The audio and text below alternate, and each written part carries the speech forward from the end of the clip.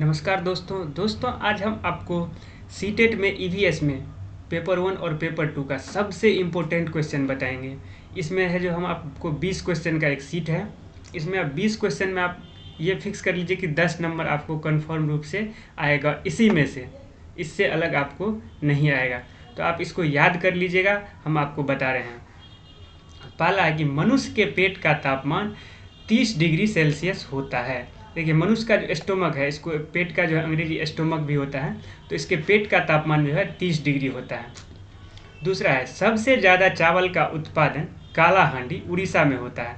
उड़ीसा का जो है एक जिला है कालाहांडी, वहाँ सबसे ज़्यादा जो है चावल का उत्पादन होता है।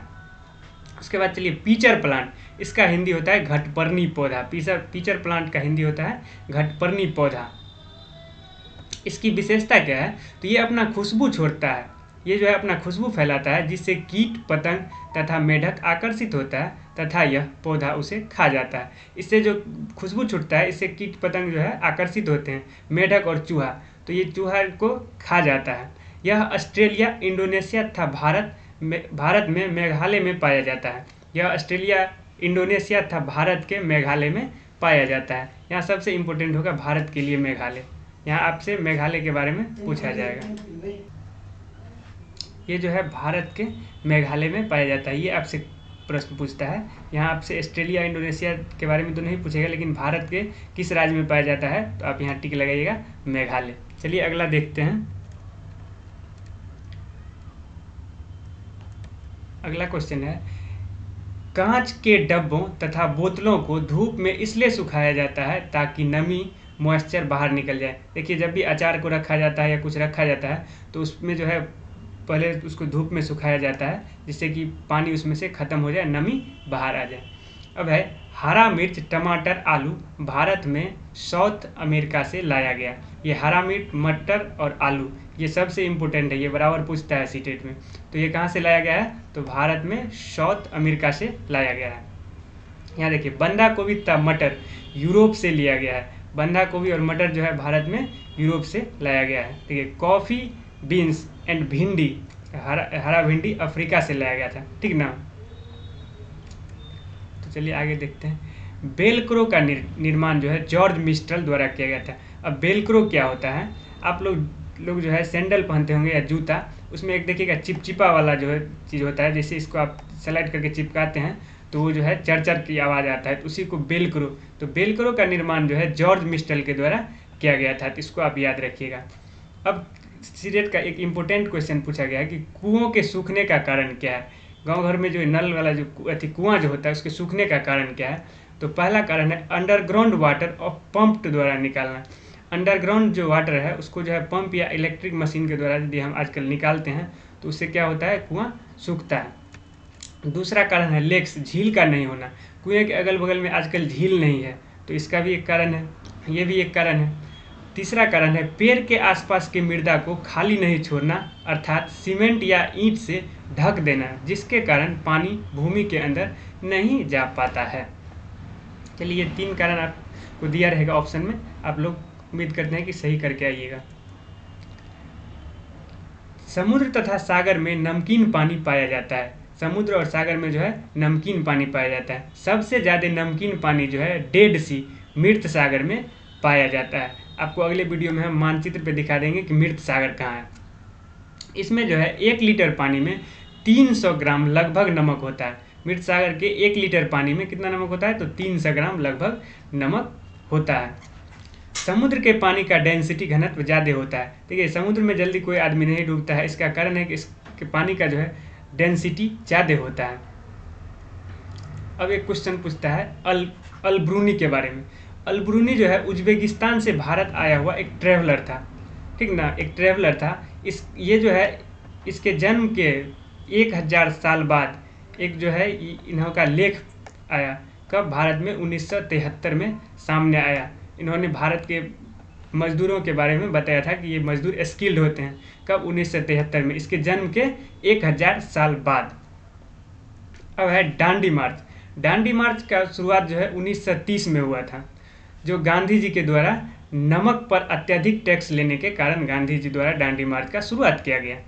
अब आपसे इसमें पूछता है कि ये कहाँ से कहाँ के लिए शुरुआत किया गया? ये अहमदाबाद से गुजरात गांधी तट तक, अहमदाबाद से गुजरात गांधी तट तक लगभग 200 किलोमीटर का ये यात्रा था। ये भी आप याद रखिएगा, लगभग 200 किलोमीटर का यात्रा था। ठीक, लगभग 200 किलोमीटर का ये यात्रा था। ठीक ना। चलिए अगला। अब चांगथांग के बारे में हम समझते हैं। चांगथांग एक जगह है। चांगथांग क्या है? एक जगह है। चांगथांग एक जगह है जो 500 मीटर की ऊंचाई पर है। ये लद्दाख का एक जगह है जो 500 मीटर की ऊंचाई पर है। यहाँ चांगपा जनजाति रहते हैं। इसमें जो है चांगपा जनजाति रहते हैं। इसका कुल जनसंख्या 5000 लगभग लोग इसमें रहते हैं। इनके पास भेड़ तथा बकरियां दोनों होते हैं। ठीक। अब पश्मीना ऊल इसके स्पेशल गोट्स से प्राप्त होता है। तो हमेशा आपको कभी भी पूछ सकता है कि ये जो है ऊल जो है पश्मीना ऊल किससे प्राप्त होता है? तो उसके स्पेशल गोट से प्राप्त होता है। स्पेशल गोट के बारे में भी आपको हम बताएंगे। अब पश्मीना शॉल क्या होता है? ये सबसे इम्पोर्टेंट है। पश्मीना शॉल हमारे नॉर्मल 6 स्वेटर के बराबर गर्मी पश्मीना के एक शॉल में होता है। पश्मीना का एक शॉल जो है हमारे नॉर्मल 6 स्वेटर के बराबर गर्मी देता है। इसे बनाने में लगभग 250 घंटा लगता है। कितना? 250 घंटा लगभग लगता है। यह स्पेशल बकरी के बाल से बना है। इसका बाल इतना पतला होता है कि मनुष्य के एक बाल से उसके 6 बाल बनाया जा सकता है। इसे हाथ से बनाया जाता है। इसे देखिए कोई मशीन से नहीं तैयार किया जाता, क्योंकि इसका बाल जो है बहुत फाइन होता है, बहुत पतला होता है, इसलिए इसको जो है हाथ से बनाया जाता है। इस स्पेशल बकरी को 5000 मीटर की ऊंचाई में चराया जाता है। ये जनजाति जो है इस बकरी को 5000 मीटर की ऊंचाई पर चराते हैं, जहाँ का तापमान जो है -40 डिग्री होता है। -40 डिग्री उसका टेम्परेचर होता है वहाँ का। अगला है, ये चांगपा जनजाति हॉर्स तथा याक पर अपना सामान ढोते हैं। ये किस पे सामान ढोते हैं? हॉर्स तथा याक पे। एक चीज़ आप यहाँ भी ध्यान में रख लीजिए, इनके पास जितना पशु होगा ना, वो पशु के आधार पे ही ये लोग जो है इसका इनकम निर्धारित होता है।